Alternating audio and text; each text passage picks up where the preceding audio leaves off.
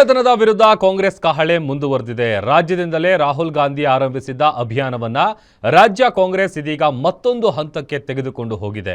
ಮತಗಳ್ಳತನದ ವಿರುದ್ಧ ಕಾಂಗ್ರೆಸ್ ಪಕ್ಷ ರಾಜ್ಯದೆಲ್ಲೆಡೆ ಸಹಿ ಸಂಗ್ರಹ ಅಭಿಯಾನ ಮಾಡೋ ಮೂಲಕ ಕೇಂದ್ರ ಸರ್ಕಾರ ಹಾಗೂ ಚುನಾವಣಾ ಆಯೋಗದ ಹೋರಾಟವನ್ನ ಮುಂದುವರೆಸಿದೆ. ವೋಟ್ ಚೋರಿ ವಿರುದ್ಧ ಕಾಂಗ್ರೆಸ್ ರಣಕಹಳೆ.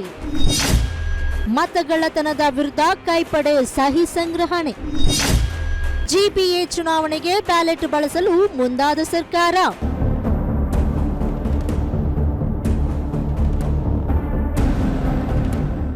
ಮತಗಳ್ಳತನದ ವಿರುದ್ಧ ರಾಜ್ಯ ಕಾಂಗ್ರೆಸ್ ಕಳೆದ ಹಲವು ತಿಂಗಳುಗಳಿಂದ ಹೋರಾಟಕ್ಕೆ ಇಳಿದಿದೆ.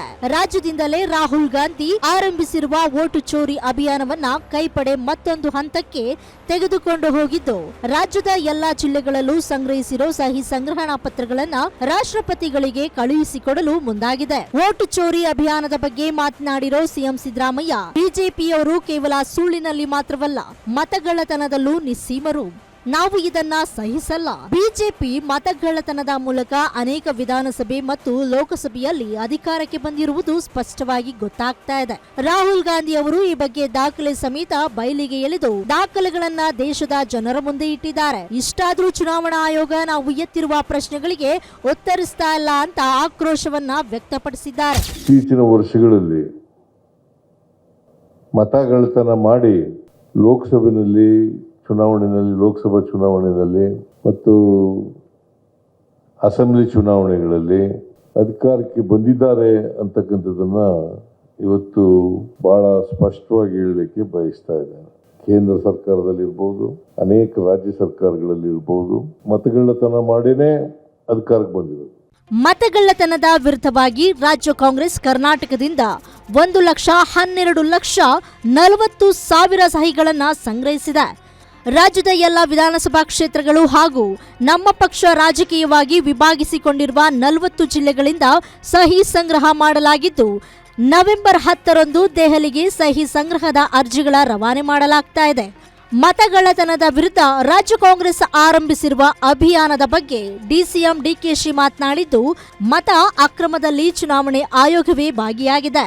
ಹೀಗಾಗಿ ಮುಂದಿನ ಗ್ರೇಟರ್ ಬೆಂಗಳೂರು ಚುನಾವಣೆಯನ್ನ ಮತಪತ್ರದ ಮೂಲಕವೇ ನಡೆಸಲಾಗುವುದೆಂದು ಡಿಸಿಎಂ ಡಿಕೆ ಶಿವಕುಮಾರ್ ಘೋಷಿಸಿದ್ದಾರೆ. Fight to protect the Indian constitution and democracy. ಈಗ ನಮಗೆ ಸಾರ್ವಜನಿಕರಿಗೆ public accountability, transparency, restoration of democracy, ಪ್ರಜಾಪ್ರಭುತ್ವನ ಉಳಿಸಬೇಕು ಅನ್ನೋ ದೃಷ್ಟಿಯಿಂದ ಈ ಒಂದು ದೊಡ್ಡ ಹೋರಾಟವನ್ನ ಮಾಡಿಕೊಂಡು ನಮಗೆ ಕರ್ನಾಟಕ ರಾಜ್ಯದಿಂದನೇ ಈ ಒಂದು ದೊಡ್ಡ ಹೋರಾಟ ಪ್ರಾರಂಭ ಮಾಡೋದ್ರಿಂದ AICC ಅವರು ಇಡೀ ದೇಶದಲ್ಲಿ ಎಲ್ಲ ಕಾರ್ಯಕರ್ತರಿಗೆ, ಮುಖಂಡಗಳಿಗೆ, PCCಗೆ, ನಾವು ರಾಷ್ಟ್ರಪತಿಗಳಿಗೆ ಮತ್ತು ಎಲೆಕ್ಷನ್ ಕಮಿಷನ್ ಅವ್ರಿಗೆ ನೇರವಾಗಿ ಜನರ ಅಭಿಪ್ರಾಯನ ತಿಳಿಸ್ಬೇಕು. ಇದು ಬರೀ ಕಾಂಗ್ರೆಸ್ ಪಕ್ಷದ ಹೋರಾಟ ಅಲ್ಲ, ಇದು ಇಡೀ ಪ್ರಜಾಪ್ರಭುತ್ವದ ಒಂದು ಜನ ತಮ್ಮ ಮತದ ಹಕ್ಕನ್ನು ಉಳಿಸ್ಲಿಕ್ಕೋಸ್ಕರ, ಸಂವಿಧಾನವನ್ನು ರಕ್ಷಣೆ ಮಾಡಲಿಕ್ಕೋಸ್ಕರ ಪ್ರಜಾಪ್ರಭುತ್ವದ ಪರವಾಗಿ ನಿಂತ ಒಂದು ಹೋರಾಟ. ಎಲ್ಲ ಸಾರ್ವಜನಿಕರು ಕೂಡ ಪಕ್ಷ ಭೇದವನ್ನು ಮರೆತು ಧ್ವನಿಯಾಗಿ ಕಾಂಗ್ರೆಸ್ ಪಕ್ಷ ಯಾವಾಗಲೂ ಕೂಡ ನಿಂತುಕೊಂಡಿದೆ.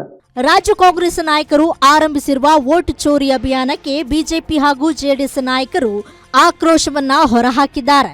ಕಾಂಗ್ರೆಸ್ ನಾಯಕರ ಆರೋಪಕ್ಕೆ ಕೇಂದ್ರ ಸಚಿವ ಕುಮಾರಸ್ವಾಮಿ ತಿರುಗೇಟು ನೀಡಿದ್ದಾರೆ.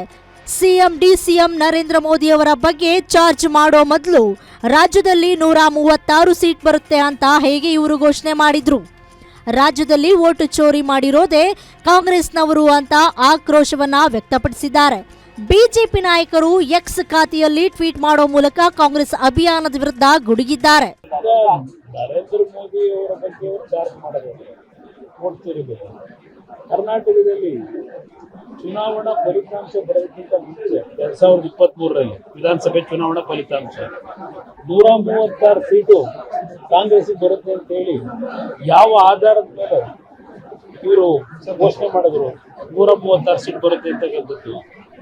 ವೋಟ್ ಚೋರಿ ಮಾಡಿರ್ತಕ್ಕಂಥ ಕೆಲಸ ಏನಾದರೂ ಮಾಡಿದ್ರೆ ಅದು ಕಾಂಗ್ರೆಸ್ ಪಕ್ಷಕ್ಕೆ ಸೇರಬೇಕು ನನ್ನ ಅಭಿಪ್ರಾಯದಲ್ಲಿ. 136 ಸೀಟ್ನ ಘೋಷಣೆ ಮಾಡಿದಂಥದ್ದು, ಬಂದಿದ್ದೆ 136 ಸೀಟು ಅಸೆಂಬ್ಲಿ ಚುನಾವಣೆಯಲ್ಲಿ. ಈಗ ಆಗ ಆಗಿದ್ರೆ ಯಾರು ಓಟ್ ಚೋರಿ ಮಾಡಿದ್ರು? ನರೇಂದ್ರ ಮೋದಿ ಅವರು ಓಟ್ ಚೋರಿ ಮಾಡಿದ್ರ? 66 ಸೀಟಿಗೆ ನಾವು ಬಂದು ನಿಲ್ಲಬೇಕಾದ್ರೆ. ಅದರಿಂದ ಈ ರೀತಿಯ ಒಂದು ವ್ಯರ್ಥವಾದಂತ ಹೇಳಿಕೆಗಳನ್ನ ಕೊಟ್ಕೊಂಡು ಸಮಯಕ್ಕೆ ವ್ಯರ್ಥ ಮಾಡ್ತೀರಿ. ಒಟ್ಟಾರೆ ನವೆಂಬರ್ 3ನೇ ವಾರದಲ್ಲಿ ದೆಹಲಿಯ ರಾಮಲೀಲಾ ಮೈದಾನದಲ್ಲಿ ಬೃಹತ್ ಸಮಾವೇಶ ಮೂಲಕ ಕಾಂಗ್ರೆಸ್ ಓಟ್ ಚೋರಿ ವಿರುದ್ಧ ಮತ್ತಷ್ಟು ಹೋರಾಟ ನಡೆಸಲು ಮುಂದಾಗಿರೋದು ವಿಶೇಷವಾಗಿದೆ.